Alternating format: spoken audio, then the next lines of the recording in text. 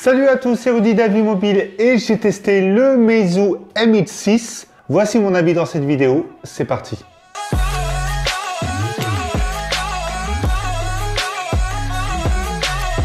Ce MX6 ne déroge pas à la règle du design des autres smartphones de chez Meizu.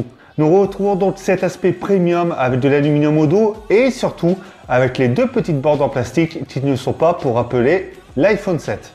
Sur l'avant, nous retrouvons donc l'écran de 5,5 pouces Full HD et sur le bas de celui-ci, nous avons le bouton physique qui sert de bouton d'accueil mais également de lecteur d'empreintes digitales. Sur la tranche droite, nous retrouvons l'habituel bouton d'allumage et les boutons volume et sur la tranche gauche, le lecteur double SIM ou nano SIM et carte micro SD. Sur le haut, nous n'avons qu'un simple réducteur de bruit et sur le bas, nous avons le haut-parleur ainsi que le port micro USB-C et le port jack 3.5 mm. Je peux donc vous confirmer qu'il se rapproche vraiment du Meizu Pro 6 que j'ai déjà testé, mais dans un format un peu plus large et plus long. La prise en main est excellente et très agréable. L'aluminium utilisé à l'arrière glisse un peu en main et se griffera assez rapidement. Les boutons physiques sont accessibles avec le pouce. La seule chose qui ne sera pas réellement accessible sur le smartphone, c'est l'écran pour faire du bord à bord ou même l'atteindre sur la hauteur. Cela dit, il est fin et très léger en main. Concernant l'écran, il s'agit d'une dalle de 5,5 pouces IPS Full HD, ce qui représente une densité de pixels par pouce de 403 ppi. Cet écran IPS est TDDI, c'est-à-dire qu'il améliore l'affichage, mais également qu'il consomme moins d'énergie. La qualité des couleurs est vraiment très bonne, on n'est pas sur de l'AMOLED et pourtant les couleurs sont vives et ne sont pas fades du tout. Le noir est très agréable, même s'il n'est pas très intense, et le blanc ne tire pas trop sur le jaune. Petite remarque sur le blanc, lorsque vous inclinerez le smartphone, vous verrez apparaître les petites LED sur le bord de celui-ci et surtout cet éclairage fera que les bords tireront un peu sur le jaune. Je n'ai pas trouvé la luminosité très puissante, mais le fait que les couleurs soient un peu vives et que le contraste est assez contrôlé, en utilisation extérieure, cet écran sera lisible malgré les reflets et les traces de doigts. Tout cela pourra être réglé dans les paramètres d'affichage où vous pourrez donc régler, comme sur tous les smartphones de chez Meizu, la chaleur des couleurs, mais également la température. Et vous pourrez même activer le mode protection des yeux. Meizu a intégré Android 6.0 Marshmallow avec sa surcouche maison FlymeOS dans sa version 5.2. Je ne vais pas m'attarder sur celle-ci, elle est simple, c'est fluide, c'est réactif au quotidien. Il y a un theme store pour pouvoir personnaliser cette interface si vous le souhaitez. Il y a une petite boîte à outils également qui est intégrée et vous retrouverez bien évidemment une application d'optimisation du smartphone. Cette surcouche commence un peu à vieillir, mais elle reste toujours aussi efficace. Hormis ces petits surplus intégrés dans l'interface, Meizu a intégré un lecteur d'empreintes digitales. Ce lecteur d'empreintes est capable de reconnaître une empreinte sur 360 degrés et de déverrouiller le smartphone en 0,2 secondes. En effet, il est très rapide, il est très réactif. Le seul petit bémol, c'est que parfois, selon le maintien du smartphone, ce bouton ne sera pas vraiment accessible avec le pouce par exemple. Et à partir de là, le smartphone aura du mal à se déverrouiller puisque le doigt ne sera pas bien positionné dessus. L'avantage par contre, c'est que l'on peut enregistrer jusqu'à 5 empreintes, ce qui fait que vous pourrez rajouter les doigts de l'autre main pour le déverrouiller plus facilement. Le capteur photo principal est de 12 millions de pixels. Ce capteur vous permettra de prendre de très bons clichés. Les couleurs seront respectées, surtout sur le premier plan.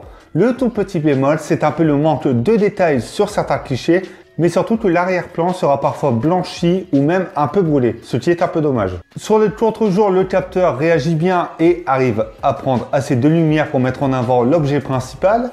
Et la mise au point est vraiment rapide. Mon petit conseil serait tout simplement de ne pas prendre de clichés avec le mode HDR puisque quasiment tous les clichés seront brûlés. En basse luminosité, en intérieur ou de nuit, le constat est assez différent puisqu'il aura du mal à faire rentrer de la lumière, il aura du mal à apporter du détail.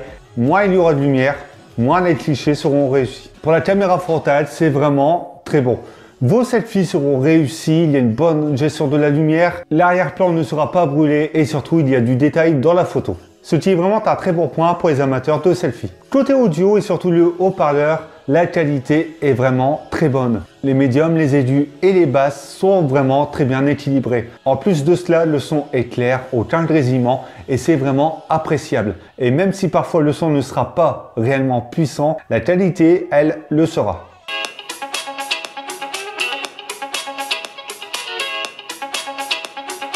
Pour la communication et avec l'absence de la 800 MHz, j'ai réussi à obtenir de la 4G et même de la 4G+.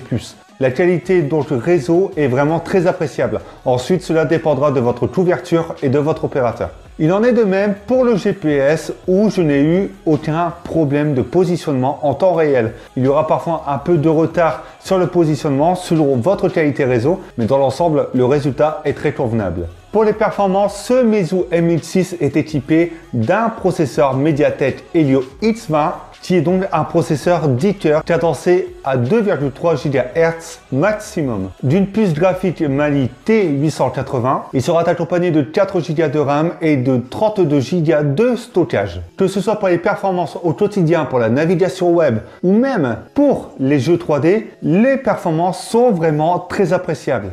Les deux petites choses que j'ai pu remarquer lors de son utilisation au quotidien, c'est tout simplement que les performances peuvent commencer à chuter au fur et à mesure de l'utilisation. C'est-à-dire que plus vous allez jouer sur le smartphone, plus les performances vont baisser. À préciser que les performances baisseront un peu, mais vous ne le ressentirez pas à l'utilisation. En plus de cela, il chauffera assez rapidement. Il possède une batterie de 3060 mAh qui se recharge en 75 minutes. Donc une charge rapide assez efficace. Par contre, à l'utilisation, et c'est là où j'étais un peu déçu face au Pro 6, c'est tout simplement que l'autonomie vous permettra d'atteindre votre journée. Un peu plus si vous ne l'utilisez pas ou vous ne le poussez pas dans la journée, mais globalement, la journée est vraiment ce que vous pourrez faire en utilisation. En prenant beaucoup de photos, luminosité à fond, en jouant à quelques jeux, j'ai à peine atteint les 2h30, 3h d'écran allumé. Par contre, avec une utilisation plus modérée et une optimisation, j'ai pu atteindre les 4h30 voire 5h grand maximum, ce qui fait moins que le Pro 6, mais le Pro 6 c'était sans optimisation. Mon avis concernant ce Meizu M1006, c'est tout simplement qu'il n'a rien à envier aux smartphones de grands constructeurs comme le Pro 6. C'est un smartphone premium, très agréable au quotidien et surtout à un prix assez attractif puisqu'il est commercialisé aux environs de 350 €. Hormis ces petits points négatifs face au Pro 6 notamment qui sont l'ergonomie et un peu l'autonomie, c'est un smartphone que je peux vous conseiller. Pour ceux qui ne souhaitent pas débourser 800 € dans un smartphone capable de tenir la journée, de prendre de bonnes photos et surtout avec une optimisation logicielle travaillée, ce smartphone peut être pour vous. Maintenant que vous connaissez mon avis concernant ce Meizu M1006, c'est à vous de donner le vôtre dans les commentaires. N'hésitez pas à donner votre avis sur les autres smartphones testés sur la chaîne Avis Mobile, mais également sur avimobile.fr. Tu peux également lâcher un pouce bleu si tu aimes ce smartphone, si tu as aimé le contenu de cette vidéo ou même la chaîne. Et tu peux également t'abonner. Et on se retrouve bientôt pour d'autres tests.